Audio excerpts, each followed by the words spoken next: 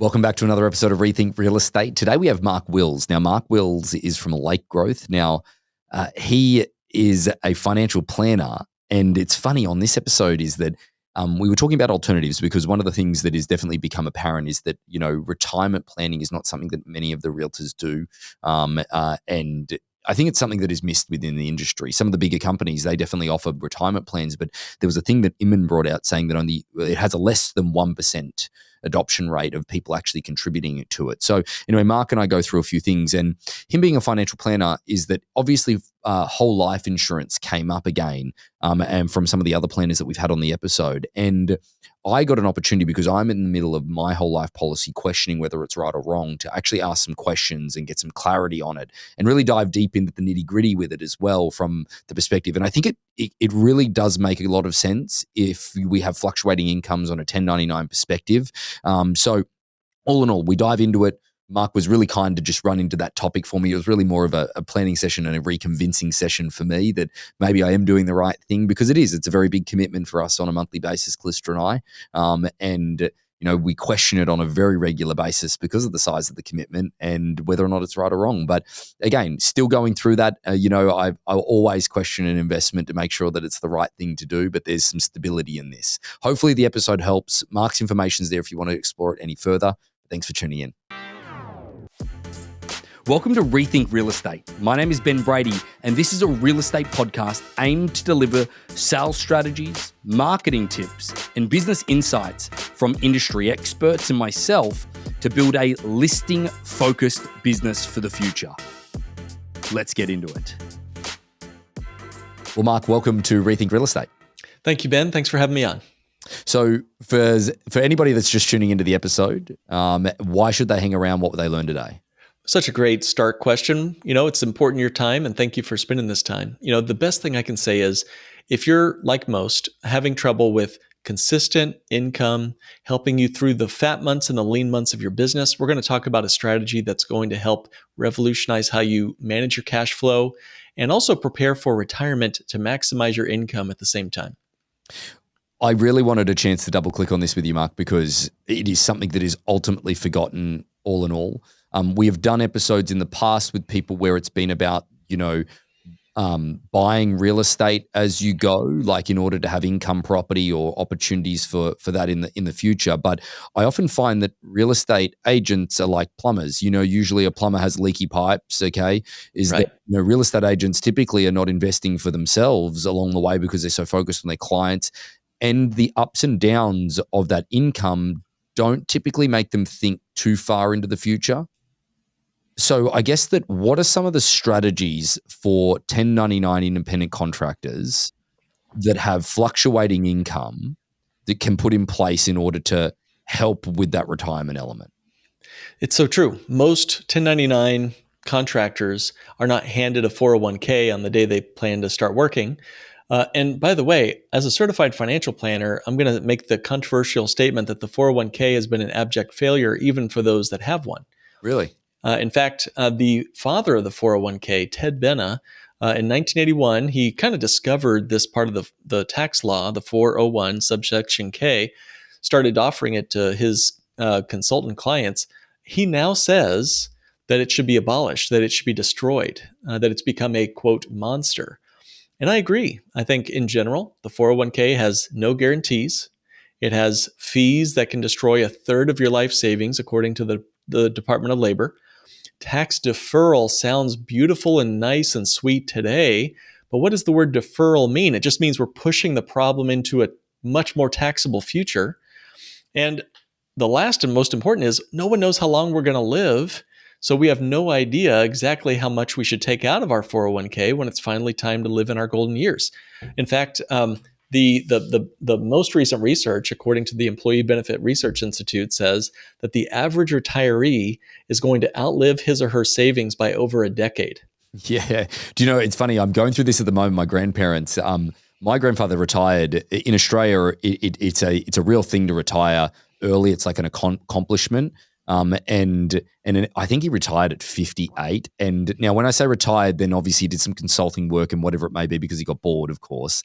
But he said to me the other day, like they retired like as you would say, very well off. Mm-hmm. And he's like, he's getting closer to the 80s. And he's like, I honestly don't, like, if I feel so good that if I've got another 10 years in me, I did not financially think about this.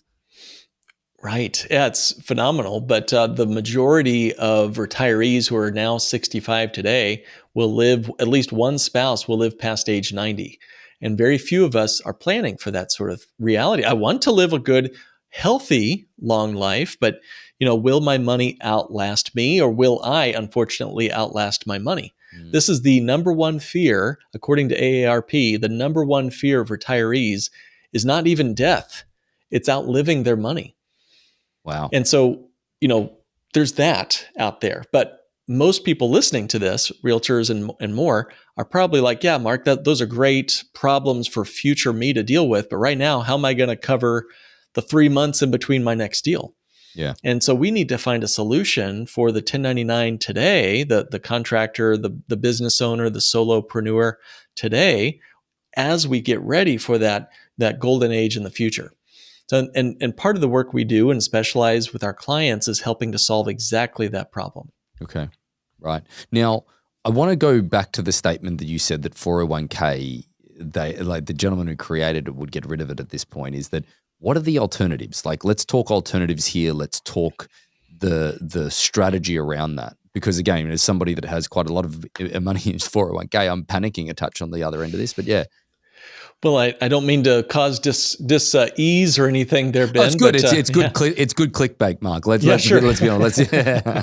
Good. Well, it's true. I mean, the 401k is a grand experiment. 1981 is not that long ago in the grand scheme of things. In fact, if the 401k was a person, according to the laws, the 401k would not even itself be allowed to retire yet, because the constrictions around when you can access the money. Right. I can't get access to money in my 401k till I'm 59 and a half. Well, the 401k is younger than that. So we are in this grand guinea pig experiment right now. And how's it working out for us? Like the old Dr. Phil question, how's it working out for us? Well, as a nation, we are less prepared on all metrics for our financial future than we were 60, 80, 100 years ago as a nation. So what were we doing? What were our great-grandparents doing before this thing called the 401k? Somehow we thought about our futures before the 401k came along. So, and certainly other countries don't have 401ks, as you know. So what are the options? And, I would say that there are plenty of options, and many of them provide us more predictability, certainty, and control. Most of the people listening to this are choosing a lifestyle that swims upstream to the culture. Most people are told to just get your W-2 job and just let the river flow, man. Just let that cash flow come from your boss or whatever. And they end up over time feeling more like a tennis ball floating down the gutter of their own life. They don't feel like they're in control. They feel like the boss has them by the neck. They got bills that are exceeding their income. But the folks listening to this show have decided to take control of their finances, again, to swim upstream financially. And because you've taken that risk, you have a lot more options available to you. So what are they? There's plenty we could get into. I know we don't have multiple hours here, but as a certified financial planner, they put me through the ringer to really investigate hundreds of financial tools. And Ben, when you combine those tools together, that becomes millions of portfolios of various non-correlated assets, everything from real estate to dynastic trusts to municipal bonds to dividend-paying stocks to annuities to whatever. There's a number of different tools out there that I think are more specifically designed for the kind of lifestyle that your listeners and your audience have chosen. Meaning like a 1099 employee that has fluctuations in income and things along those lines, right? Perfect. Exactly right. Yeah.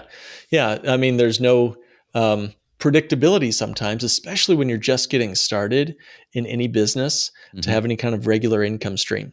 So let me give you an example that may just blow your listeners' minds, but I think it'll provoke some good conversation, more clickbait maybe. I don't know. So the most interesting thing that's come across my desk lately, it's got me so compelled by this, and this is not what I thought as a financial planner that I'd be considering.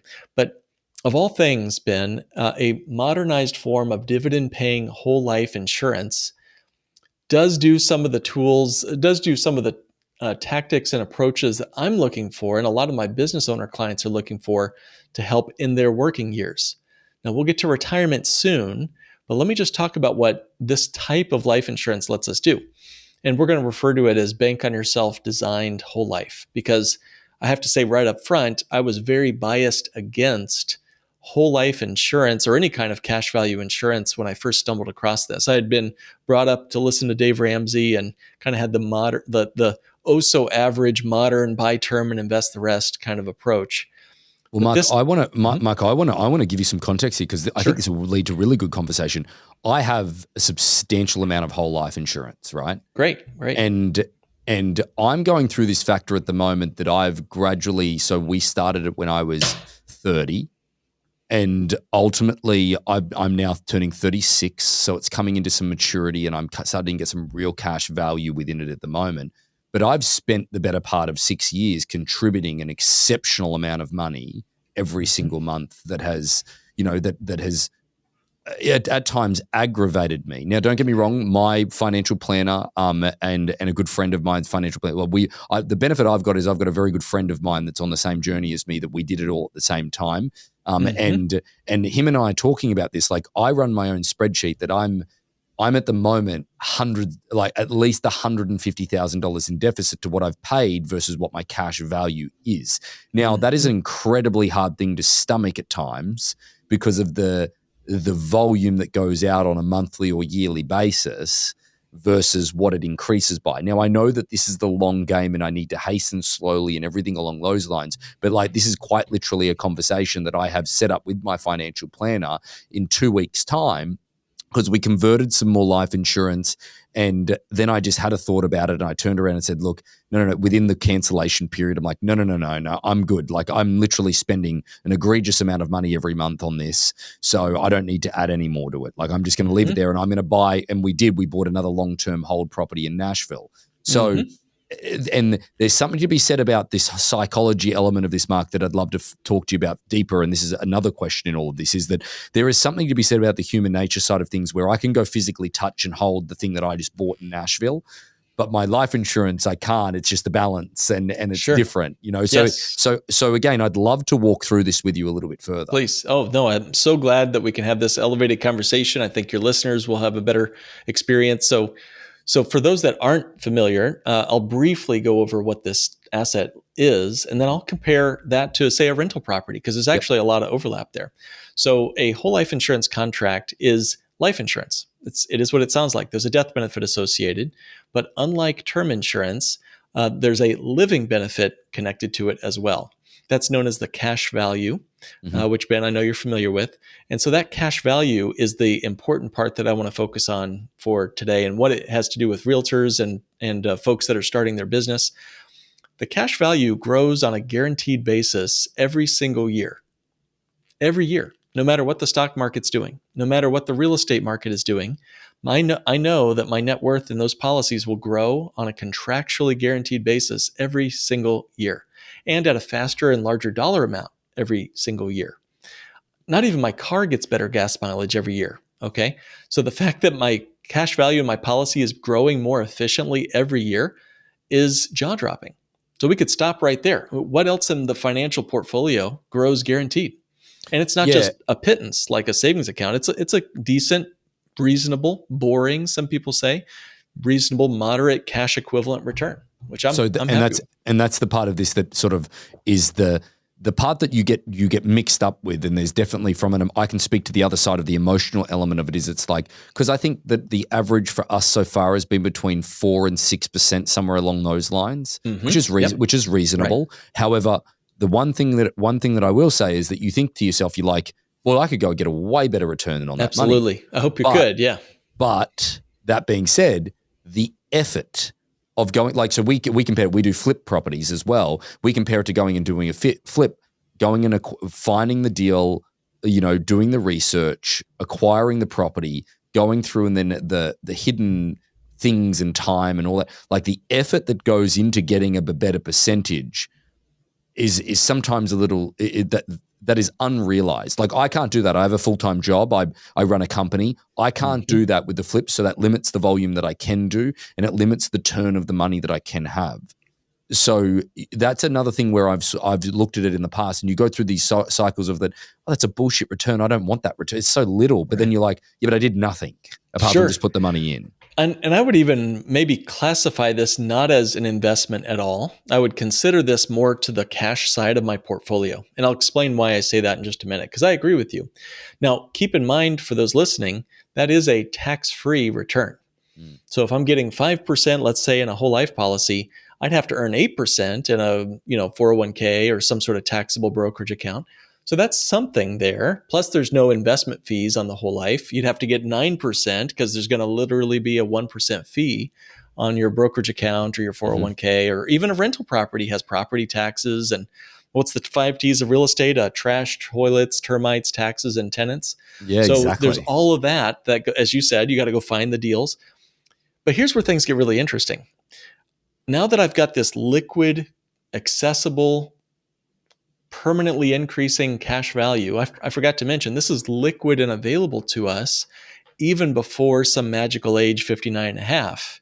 So unlike a 401k, you could be sitting on, and maybe Ben, you could discuss this too, sitting on a contingency fund for opportunities and emergencies changes the game with how you run your business. Let me give you an example. Let's say I'm a realtor, and let's say for some reason, I go 6 months and I can't sell a single house. I could use my policy and live on the cash value, spending that money for groceries and marketing or whatever else, even go on a vacation, whatever. It's liquid cash. It's your money. And hopefully you sell some deals and then you replenish your fund and you're right back where you started. The most interesting thing about this, and I'll hush and I want to get your feedback on this part, Ben. If it's designed properly, and not all whole life insurance is, in fact, most isn't, but if it's designed properly, if I have a cash value of, let's say, $100,000, and let's say I borrowed out 80 grand to invest in a syndication or a flip property or something. So I borrowed out 80 grand. I had 100 in there, but I borrowed against my cash value such that the policy would continue to earn interest and grow on the entire $100,000, like I never touched the money. Yeah.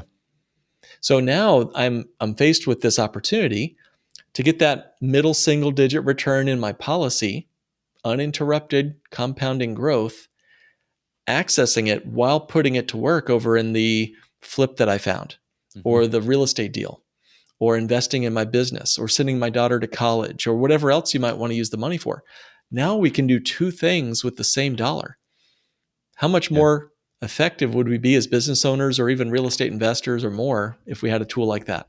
Well, I think that's the part that a lot of people certainly don't understand. And again, like I want to get to this parts of this, that what are the downsides and things along those lines as well, because we've got to give it both angles, because the downside is you're paying for it with post-tax income. That's right. And it is relatively expensive to get it to sums of money that really make a big difference. But the thing that I would say in that is the part that I was incredibly narrow-minded about in the beginning. I'm like, what do you mean I'm paying to borrow my own money? Yeah.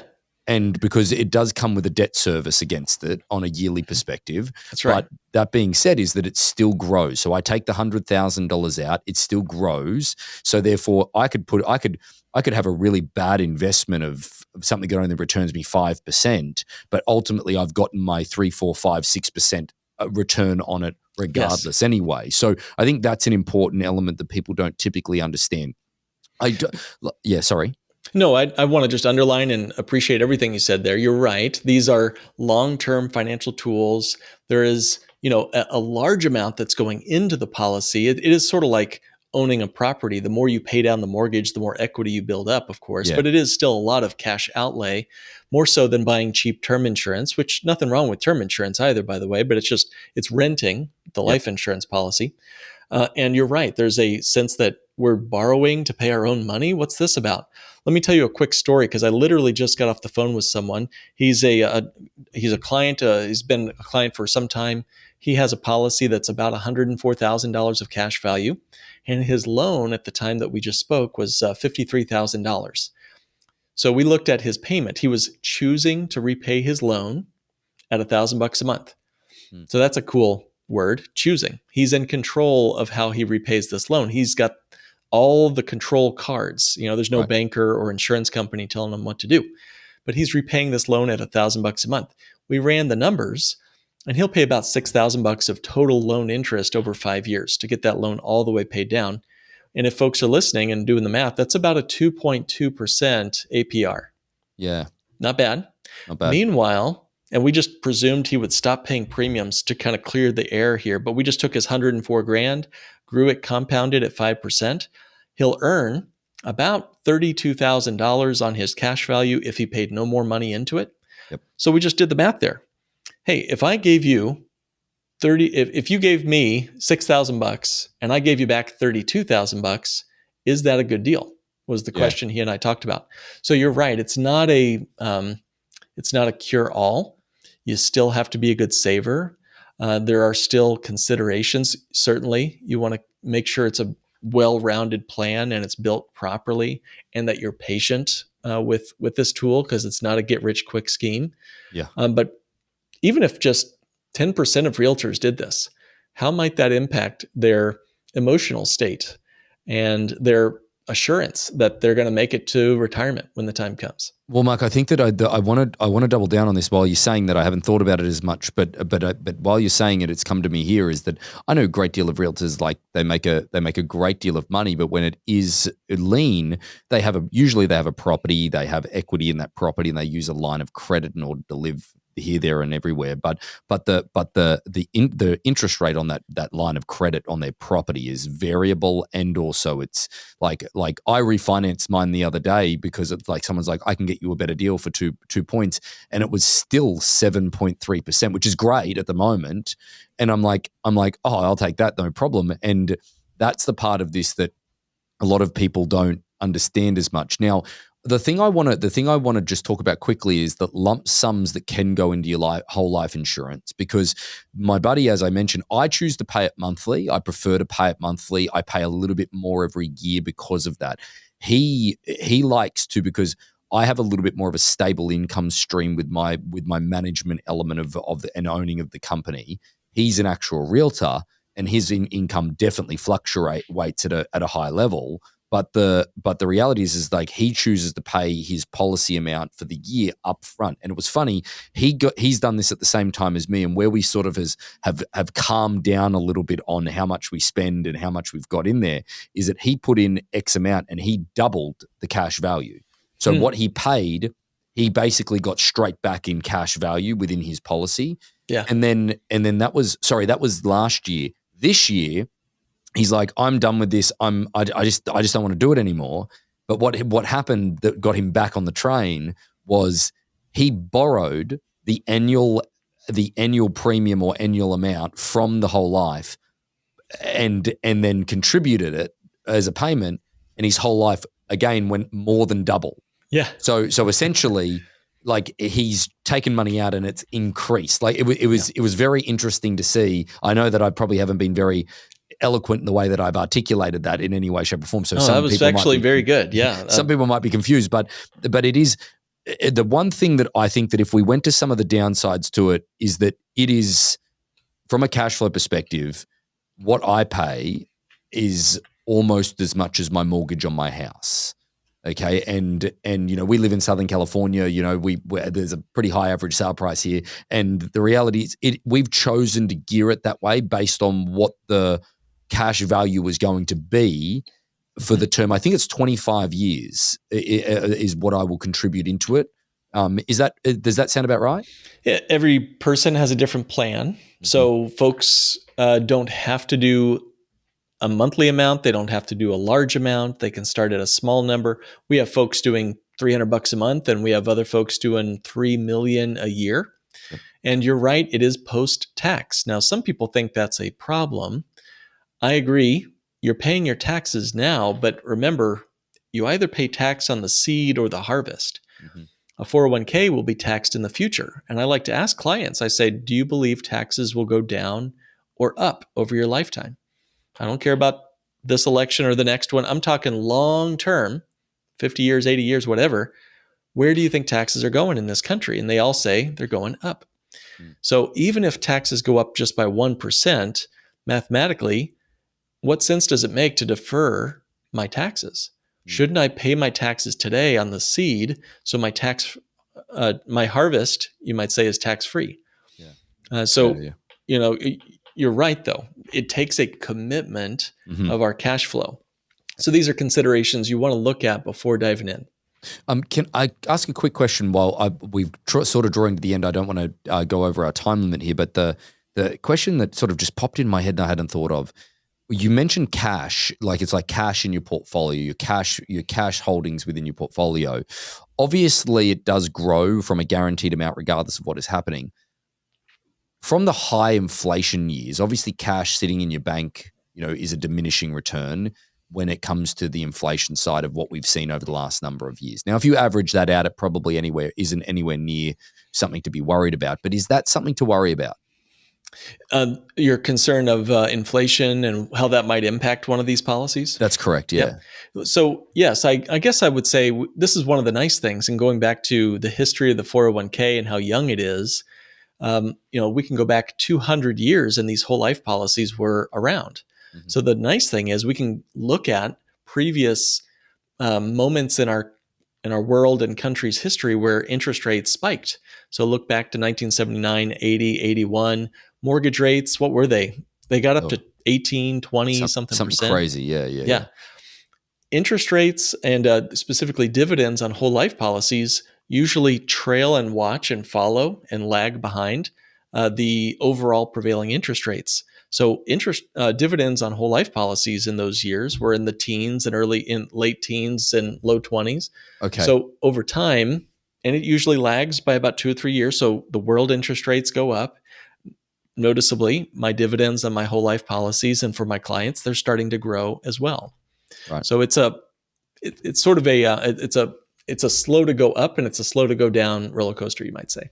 So if you were to look at the average over the last 10 years, say, in the return that you get from a whole life perspective, what would that look like? You had it about right. It's going to be in that middle single digit range, 4 to 6% over the last 10 years or so. That's pretty typical. If we're about to enter, I don't know what the future holds. The next 10 years, if we're in double the inflation that we're normally in, I fully anticipate dividends going up on my whole life policies. Okay. Well, again, I think that this has been a really insightful conversation. Your depth of knowledge from a financial perspective, Mark, I appreciate you being able to double click into something that I have some experience into anyway. I think that it's something that, we're going to make sure that all your information is in the show notes for all of our realtors that are looking there that might want to put some format of a plan in place, because I did mention something to you off camera that I do want to sort of close out on, is that there's a lot of real estate companies that are out there at the moment that are offering like a partnership plan with 401k companies and things along those lines. And there was something that Inman put out the other day, which is our real estate news hub. And they said that there's less than a 1% adoption from realtors actually contributing to a 401k. Like, I think that regardless of whether it's good, bad, or indifferent, I like the idea of whole life for the flexibility that it ultimately creates on a cash value perspective for realtors, not paying as much in interest if they were putting it on things on credit cards or taking money out of a primary residence from a line of credit or an investment property. I think that it works really well in that sense. But even just doing 401k, regardless of good, bad, or indifferent, probably is better than doing nothing. So I think that there's a part of this that the industry definitely doesn't look into it. And I think that they definitely need some guidance in order to get there. But do you have any idea why you think that us as an industry or 1099s as a conglomerate don't ever look into that stuff? Well, into the 401k or into these alternatives like whole life Anything, insurance? Yeah. Well, anything. in Yeah. fact, if you want to dig into this a little bit more, employers can offer whole life policies. It's called a executive bonus plan. It's section 162A of the tax code. Right. And more businesses are offering 162As to their most profitable and most valuable employees, their best sales gal, their best realtor, whatever. And you can offer that as a employee benefit on a tax deductible basis, by the way, for the Okay. employer. So I think more and more it should be a part of the conversation. And as I look forward, we didn't get a chance really to talk about this, but fast forward to retirement. Let's say you've got $2 million in your policy, cash value policy. You can translate that and turn that into an income stream that, if done right, could be tax free and transferred even over to an account that would pay you guaranteed for the rest of your life. So it becomes a Swiss Army knife for the 1099. Yeah, that's right. Well, again, there's so much more that we could dive deeper into it. That gives a chance for people to explore it deeper with you, Mark. We'll make sure that your information's in the show notes, but we appreciate you jumping on and talking to us on Rethink Real Estate. I appreciate it. And if possible, I'll just mention we do offer 15-minute phone consultations with folks. If you want to go find out more, go to kickstartwithmark.com. Perfect. Thank you, sir. Thank you. So about 75% of our audience hasn't liked, followed, or subscribed to our podcast.